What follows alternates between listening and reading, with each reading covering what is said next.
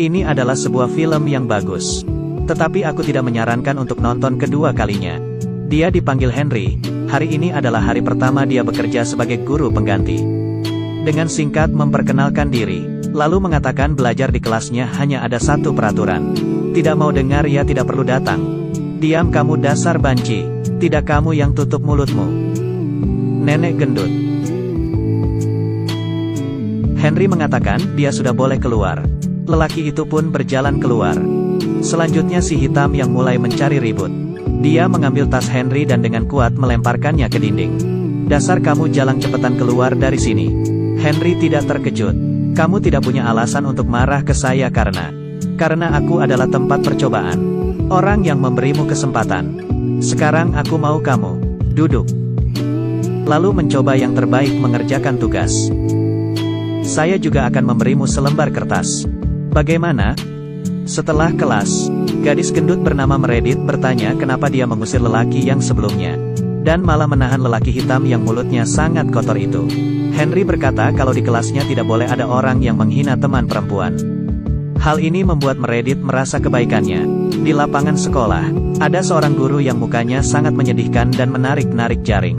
Seolah terjebak di sini, Meredith menggunakan kamera dan merekam hal ini. Di lensanya terlihat seperti orang yang pucat dan tidak berdaya. Meredith cukup berbakat di bidang fotografi dan menggambar. Tetapi ayahnya tidak mendukung hobinya. Tak hanya sering sinis, bahkan juga mengatakan bahwa lukisan tersebut terlalu gelap, pesimis dan bisa mempengaruhi suasana hati. Menghadapi ayahnya yang tidak mengerti, Meredith hanya bisa melampiaskannya ke makanan. Dan karena berat badan juga jadi selalu dihina dan ditertawakan oleh temannya. Kedatangan Henry seolah cahaya di dalam musim dingin. Bersinar di dalam kehidupannya yang suram. Henry memberi pertanyaan di kelasnya. Meredith mengangkat tangan dan menjawabnya. Di buku catatannya juga menggambar Henry yang sedang mengajar. Diam-diam memfoto Henry yang sedang dalam perjalanan. Selalu ada suasana sedih dan melankolis di matanya. Kelihatan dia hidupnya juga tidak bahagia. Hari ini Henry sedang memeriksa ujian. Meredith dengan pelan-pelan membuka pintu kelas. Memperlihatkan hasil karyanya. Gambarnya yaitu kelas yang kosong dan Henry tanpa muka. Henry pun mengetahui Meredith punya suatu masalah. Mengikuti arahannya, Meredith merasa akhirnya ada yang mengerti dirinya. Dia menyatakan perasaannya ke Henry, sambil menangis dan memeluknya. Henry menjauhkannya, tetapi nangisnya semakin keras. Di saat itu ada seorang guru perempuan yang membuka pintu kelas. Meredith pun berlari keluar. Henry ingin mengejar untuk menenangkannya. Tetapi guru perempuan itu mengatakan perlakuannya itu buruk. Hal ini membuat Henry tidak bisa berkata apa-apa. Aku bukan pria yang mesum. Kamu ternyata melihat aku seperti itu. Setelah beberapa hari, Henry di kelas mengumumkan hari itu adalah hari terakhirnya. Murid-muridnya pun menunjukkan keengganan. Lelaki hitam sebelumnya juga tidak menginginkannya pergi. Dan melihat Meredith menyiapkan meja dengan kue berbentuk senyum. Henry mendatanginya, dan menginginkan kue satu-satunya yang berwarna hitam dengan muka menangis. Meredith berkata itu disisakan untuk dirinya sendiri.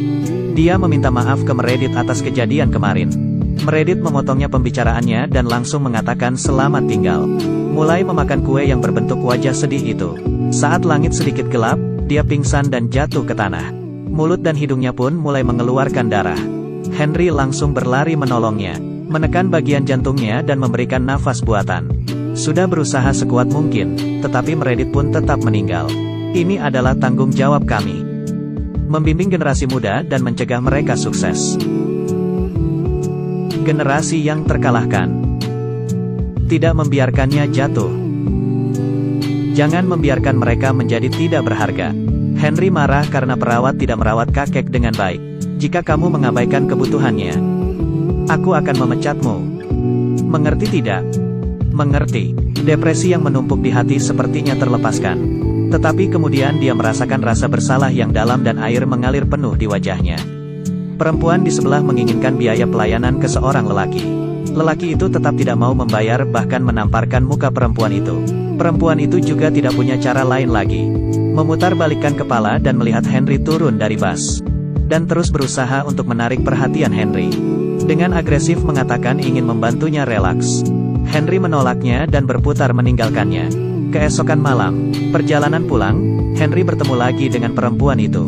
Perempuan itu mengatakan bahwa dia lapar. Henry berpikir sejenak lalu mengatakan kalau di rumahnya ada makanan. Dan membawa perempuan itu ke rumah, dan menyuruhnya mencuci tangan dulu. Lalu membawa roti dan jus. Luangkan waktu sebentar, Paman. Harganya $100. Santai. Dia hanya ingin membantu perempuan itu mengobati lukanya. Sepertinya karena dipukul saat dia bekerja. Henry membantunya dengan hal yang mudah. Membiarkan perempuan itu tidur di kasur, dan dia di lantai.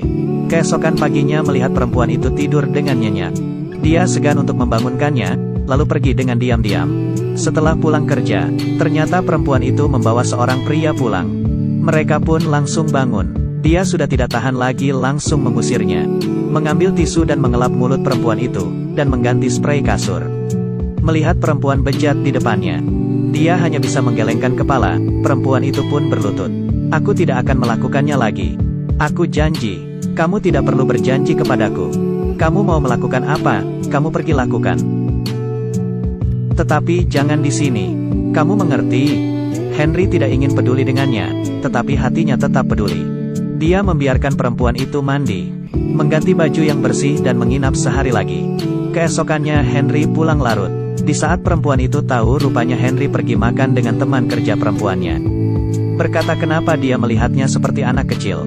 Henry menjelaskan, aku tidak membutuhkan imbalanmu. Kamu juga tidak perlu berharap kepadaku. Kamu hanya tinggal sementara di sini. Dan ujungnya kamu pasti akan pergi, mengerti? Ketika dia melihat makan malam dengan cahaya lilin yang disiapkan dengan hati-hati di atas meja. Ini membuat Henry terharu. Sudah lama tidak ada yang membuatkannya makanan. Keesokan paginya sang perempuan menyiapkan sarapan untuknya. Henry sangat senang menerimanya. Lalu mereka pergi ke rumah sakit bersama untuk menemani perempuan itu melakukan pemeriksaan. Setelah dari rumah sakit mereka pun pergi ke supermarket. Keduanya sambil membeli barang sambil bermain-main. Si perempuan memberikan Henry sebuah cincin. Dan Henry memberikan perempuan itu sebuah buku catatan. Di dalam bus, perempuan itu tertidur lelap di bahu Henry.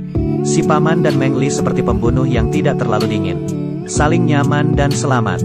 Suatu hari Henry buru-buru lari ke rumah sakit. Dia melihat perempuan itu juga di sini. Kakek sedang sekarat. Mulutnya tidak berhenti untuk meminta mama Henry untuk memaafkannya.